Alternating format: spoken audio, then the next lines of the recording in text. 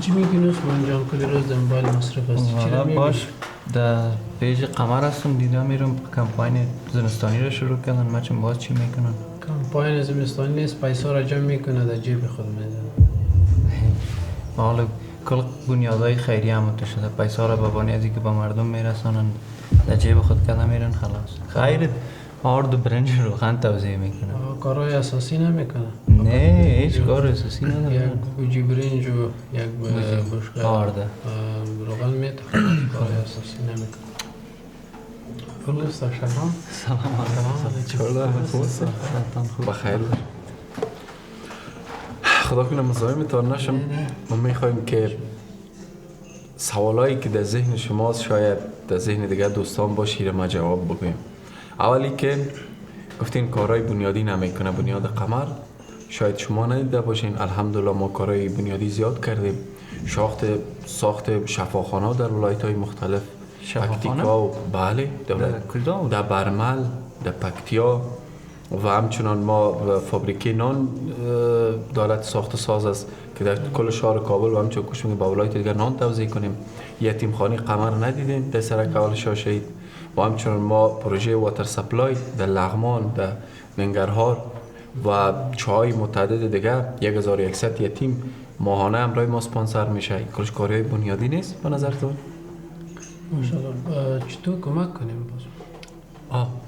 قبل از اینکه ما بگیم چطور کمک کنیم خوب است که ایران بگیم که گفتین شما بنیاد قمر آرد و روغن تنها توزیع میکنه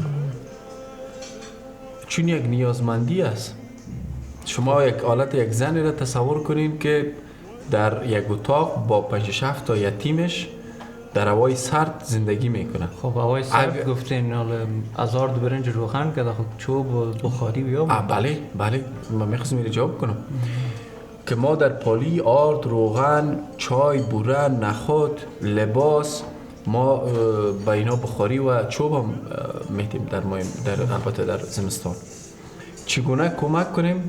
مثل که دوست عزیز ما گفت سوال خیلی خوب است. شما میتونید از 4 طریق کمک کنید.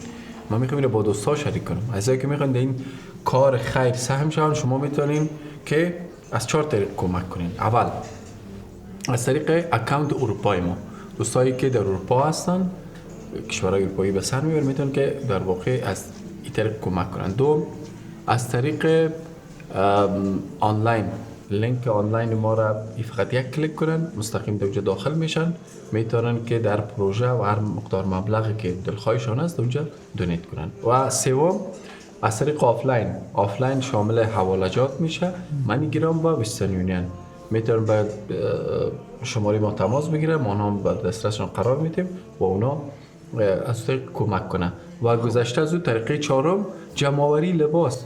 تو حتما در خانه لباس‌های مازاد بر استفاده داری، خودتون شاید داشته باشید. ما یک نقطه را انتخاب میکنیم، شما میتونید که لباس‌های اضافی تانه همونجا بیارین به ما تسلیم کنین، ما منظم پکش میکنیم، دوباره به این خانواده‌های نیازمند تسلیم میکنیم. خب کسی که نتونه هیچ یکی از این کارا رو کنه باز نمیتونه کمک کنه؟ میتونه کمک کنه، فقط ویدیو رو میتونه شیر کنه با دوستای خود، شریک کنه با دوستای خود.